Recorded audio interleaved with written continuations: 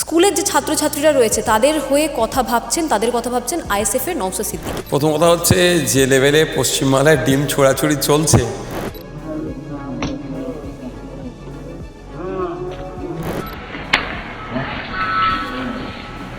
ডিমের দাম কিন্তু বাড়তে শুরু করেছে। অলরেডি মনে হয় 1 টাকা করে ডিম প্রতি বেড়ে গিয়েছে। মানে যারা গরিব সমাজের মানুষ আছে দেখবেন তাদের বাড়ির বাচ্চাদেরকে জোর করে স্কুলে পাঠায় একবেলা অন্তত দুমুঠো খেয়ে আসার জন্য ওইখান থেকে একটু পুষ্টি পাবে। সেই জায়গায় দিয়ে ডিমটা সরিয়ে দেওয়া হয়, তার পরিবর্তে এটাকে দিয়ে মানে রিপ্লেস করা হয়, এক পুষ্টি সেক্ষেত্রে সে মতো পাচ্ছে না। যে সংস্থা দায়িত্ব নিচ্ছে তাদের একটা নির্দিষ্ট অনুশাসনের মধ্যে দিয়ে তারা চলে। তাদের অনুশাসনের মধ্যে যেটা তারা উল্লেখ করে রেখেছে, কোনো ধরনের তারা নন ভেজ তারা টাচ করে না বা ভোগ করে না। 100 গ্রাম রাজমার ডালে 8 থেকে 9 গ্রাম প্রোটিন থাকে।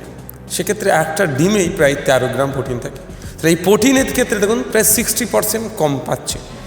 অস্বীকার করার কোনো জায়গা নেই। তৃণমূলের সরকারের আমলে এ ধরনেরও দিন গেছে, কিন্তু মিড ডে মিলে চিকেন দিয়েছে। ঠিক যেমন মিড ডে মিলে চিকেন দিয়েছে, মিড ডে মিলে চুরিও করেছে, এটা তৃণমূলের রেকর্ডেও আছে। এই ডিম নিয়ে যখন গবেষণা করছেন, আপনি বাজারে বেরিয়েছিলেন, মানে এই ছোড়া ডিম আর খাওয়ার ডিম, মানে খাওয়ার ডিমের থেকে ছোড়া ডিমের নাকি দাম বেশি।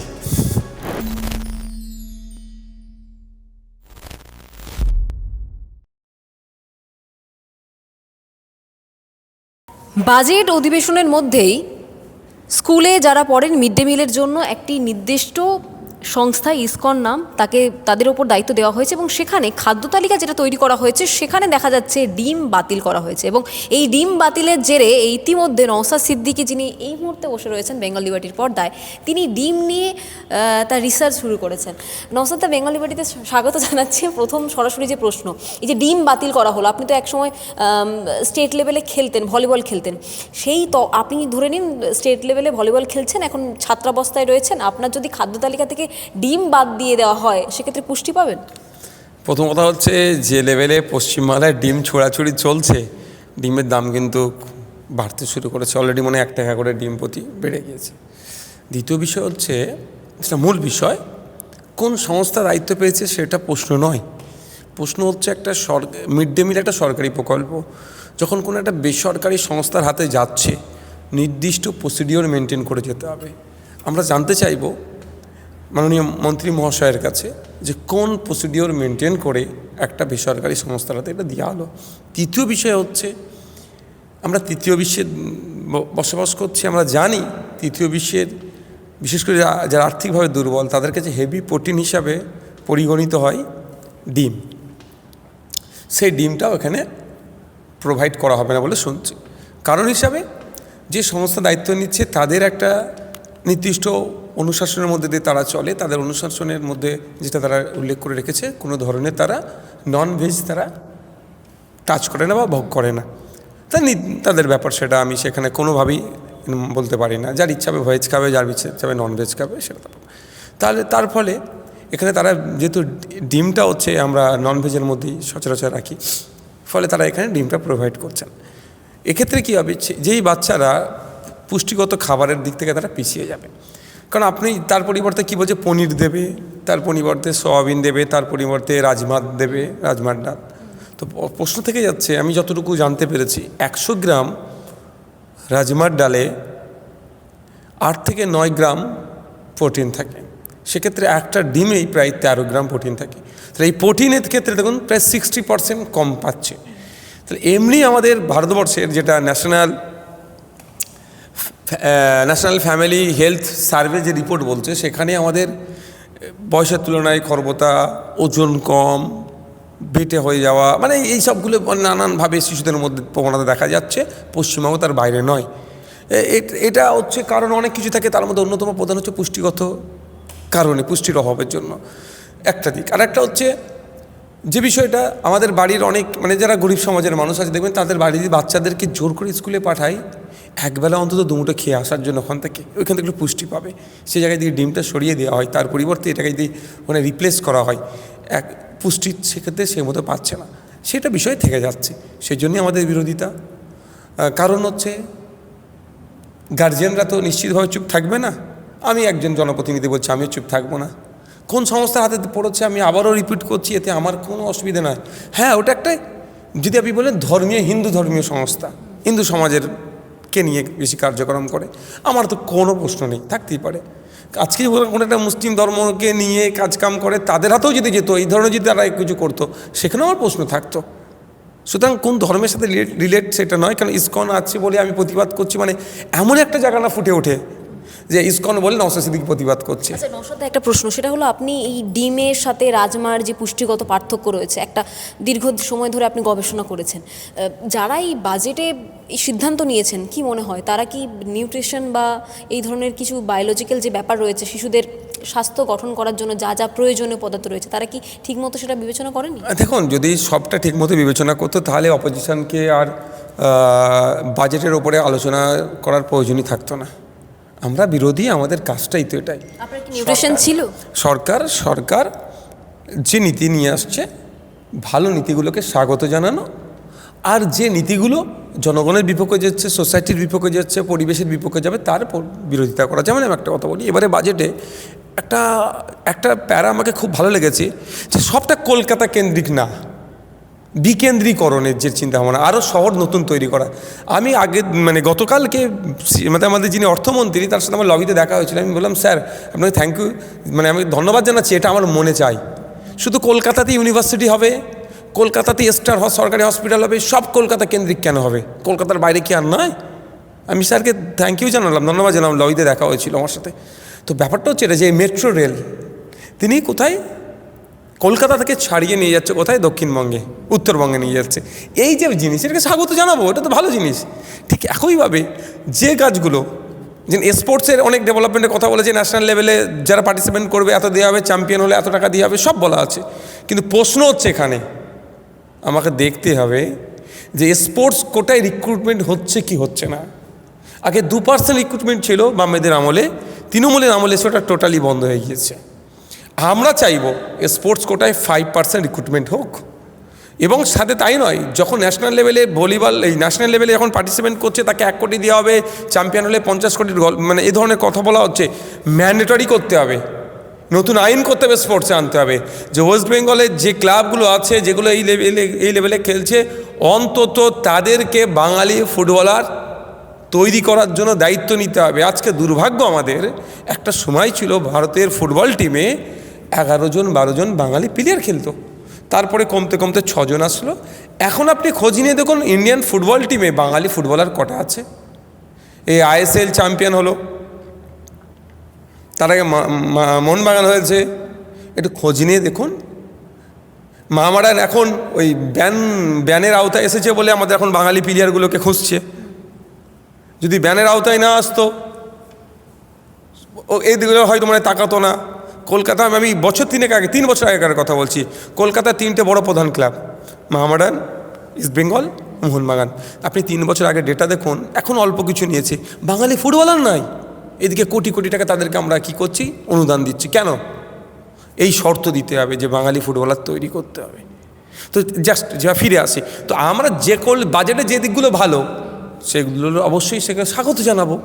যেগুলো ভুল আমাদের ভুল মিন্স যে এই পলিসিটা ভুল হচ্ছে, পলিসির বিরোধিতা করবে। নওশাদদা, যখন খেলাধুলো করতেন, আপনি ভলিবল খেলতেন, তখন আপনার নিত্যদিনের ডায়েট চার্ট কি ছিল? ডিম ছিল তার মধ্যে? অবশ্যই। আর কি ছিল ডিমে?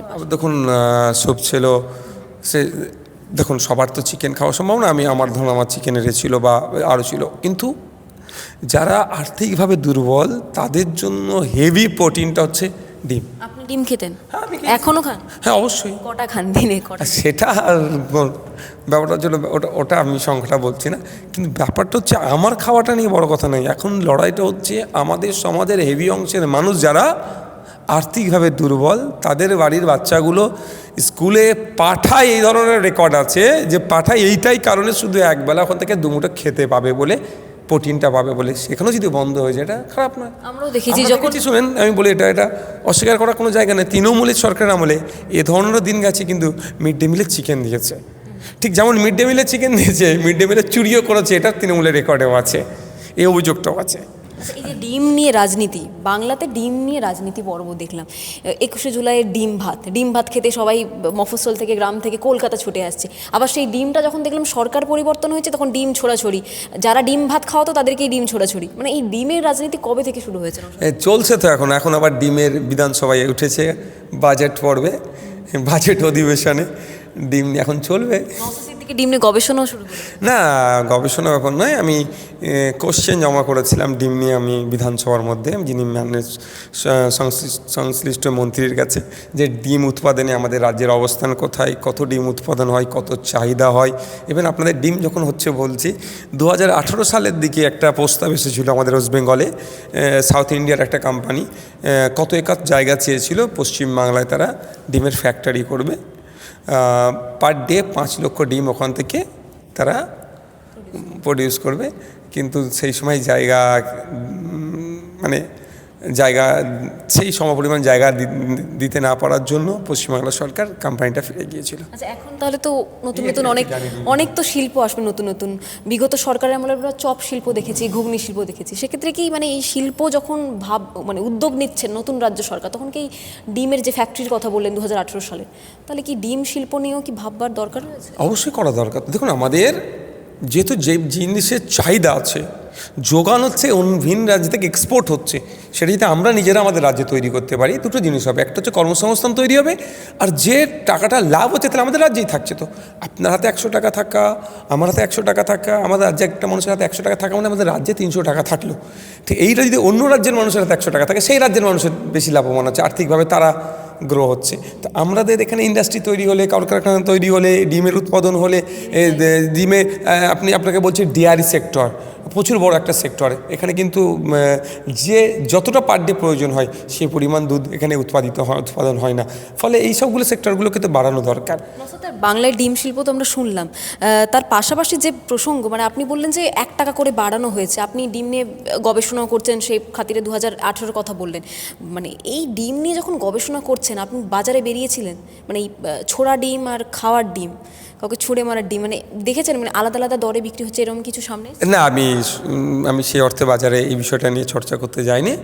তো এটা শুনছিলাম, মানে এটা অবশ্য অত সত্যতা আছে জানি না, সোশ্যাল মিডিয়ায় পোস্ট হচ্ছে মানে খাওয়ার ডিমের থেকে ছোড়া ডিমের নাকি দাম বেশি, মানে আলাদা করে বিক্রিও হচ্ছে। বলছে পচা ডিম নাকি আলাদা করে বিক্রি করছে, এই ধরনের শুনেছি। মানে এটা আমার অথেন্টিক কিছু প্রমাণ নেই আমার কাছে। এত কিছু তো শুনলাম, এবার চলে যাই যে আপনি কটা ডিম খান? আপনি তো একসময় খেলতেন, তো শরীর চর্চাটা এখন কি করা হয়? সেইভাবে হয়ে ওঠে না টাইম টু টাইম, তবে আমি খাওয়া দাওয়াতে পিছিয়ে না। হয়তো শরীরটা হালকা দেখতে পারেন, খাওয়া দাওয়াতে আমি পিছিয়ে না। আপনি যে কথা বললেন যে এই ডিম হওয়ার জন্য ছাত্রছাত্রীদেরকে তাদের বাবা মা পাঠায় রুরাল এরিয়াতে, যদি আমরা যাই। শুধু ডিম না, মিড ডে মিলটা প্রোভাইড যখন থেকে করা হয়েছে তা বলছি ওটার জন্য, ওই একটু ভালো খাবার খাওয়ার জন্য। মানে আর্থিকভাবে এত দুর্বল পশ্চিমবাংলার এমন মানুষ আছে যাদের একবেলা ওটা থেকেই সংসার, মানে বাচ্চারা অন্তত খেতে পারতো না। হলে তো মানে বাড়িতে সবজি হলে তারা খেতে চায় না, সেক্ষেত্রে স্কুলে যদি সবজি দেয় তারা খেতে চায়, স্কুল যেতে চায়, ওই তো স্কুল ছুটি হবে। তবে একটা কথা বলি, যদি এটা থেকে বিষয়টাকে কনভার্ট না করে, মানে যে পলিসিটা নিয়ে আসছে, যদি এই ডিম ছাড়া এইগুলো করতে চায়, হেভি প্রোটিন ছাড়া যদি পলিসি দিকে করতে চায়, দেখবে না, আপনাকে আমি বলে রাখছি, এটা এই হবে, কোর্টে চ্যালেঞ্জ হয়ে যাবে। গার্জেন করতে পারে, গার্জেন না করলে তো আমি আছি। আচ্ছা, আপনি আছেন বললেন, আইএসএফের তরফ থেকে বা আপনার দলের তরফ থেকে বারবার দেখেছি যে তৃণমূল আমলেও প্রতিবাদ করেছেন, পথে নেমেছেন, আপনাকে পুলিশ গ্রেপ্তারও করেছে। সেক্ষেত্রে কি এই ডিম আন্দোলন নিয়ে পথে নামার কোনো ভাবনা চিন্তা? দেখুন, যেই বিষয়টা নিয়ে পথে নেমে আন্দোলন করতে হবে সেটা নিয়ে পথে নেমে আন্দোলন করবো। যে বিষয়টা নিয়ে কোর্টে গিয়ে লড়াই করতে হবে, আইনি লড়াই, সেটা কোর্টে গিয়ে লড়াই করবো একদম। তবে বিজেপি সচেতনতা বাড়বেন ডিম নিয়ে। একদম তৃণমূলে আমরা আন্দোলন করেছি, বিজেপির আমরা আন্দোলন করবো না, যদি এটা কেউ ভাবে তাহলে ভুল। এসআইআর নিয়ে রাজ্য সরকার পরিবর্তন হওয়ার পরে সর্বপ্রথম রাস্তায় আমরা নেমেছি, আন্দোলন করেছি। অন্যায় ন্যায়কে স্বাগত জানাবো, অন্যায়ের বিরোধিতা করব। কে সরকারে আছে বড় কথা নয়, আমরা চেয়ারটার সম্মান যে রাখতে পারবে তাকে সাধুবাদ জানাবো, চেয়ারের যে অপব্যবহার করবে তার বিরুদ্ধে কথা বলবো। রাজ্যে যখন একাধিক বিষয় নিয়ে রাজ্য রাজনীতি তোলপাড়, বাজেট নিয়ে এখনও পর্যন্ত আলোচনা চলছে, সেই মুহূর্তে দাঁড়িয়ে স্কুলের যে ছাত্রছাত্রীরা রয়েছে তাদের হয়ে কথা ভাবছেন আইএসএফের নওশাদ সিদ্দিকী, একমাত্র তাদের বিধায়ক। তিনি ডিম নিয়ে ইতিমধ্যে গবেষণা শুরু করেছেন এবং প্রত্যেকটি ডিমে একটা 9 থেকে 14 বছরে যারা স্কুল পড়ুয়া রয়েছেন তারা একটা ডিম থেকে কত গুণ পুষ্টি পাচ্ছেন সে সমস্ত কিছু তিনি বিবেচনা করেছেন এবং রাজ্য সরকারের কাছে আবেদন থাকবে সেই পুষ্টি মূল্য যাতে কোনো ক্রমে কম না হয়। ইসকন বা যে কোনো সংস্থাকে দেওয়া নিয়ে তার কোনো আপত্তি নেই, তবে ছাত্রছাত্রীর কাছে নির্দিষ্ট প্রসিডিওর মেনে যেন দেওয়া হয়, এটা কত পুষ্টিগুণ পাচ্ছে ছাত্রছাত্রীরা তা নিয়ে মাথা ব্যথা রয়েছে নওশাদ সিদ্দিকীর। এবং বাংলায় 2011 পর থেকে যে ডিম চপ শিল্পের পাশাপাশি যে ডিম ভাত আমরা দেখেছিলাম সেই ডিমের এখনও পর্যন্ত অবসান আমরা দেখতে পাচ্ছি না। রাস্তায় আমরা দেখতে পাচ্ছি তৃণমূলের যে কোনো কাউন্সিলর থেকে পঞ্চায়েত প্রধান সবাইকে শাস্তিস্বরূপ সাধারণ নাগরিক ডিম হাতে তুলে নিচ্ছেন, তারা অস্ত্রের বিরুদ্ধে ডিমকে অস্ত্র হিসেবে হাতে তুলে নিচ্ছেন। অপরদিকে এই রাজ্য সরকারের আমলে ডিমকে খাদ্য তালিকা থেকে বাদ করা হয়েছে। সব কিছু নিয়ে ডিম নিয়ে রাজ্য রাজনীতির অবসান কোথায় তা বলবেন আপনারাই। এত সময় দেখছিলেন বেঙ্গল লিবার্টি, আপনাদের যদি ভালো লাগে তাহলে অবশ্যই জানাবেন এবং বেশ কিছু যদি মন্তব্য থাকে কমেন্ট সেকশনে জানাবেন এবং চ্যানেলটি যদি ভালো লাগে লাইক করুন, শেয়ার করুন, সাবস্ক্রাইব করুন। স্বাধীন কাঁচিহীন গেরিলা সাংবাদিকতার পাশে থাকুন।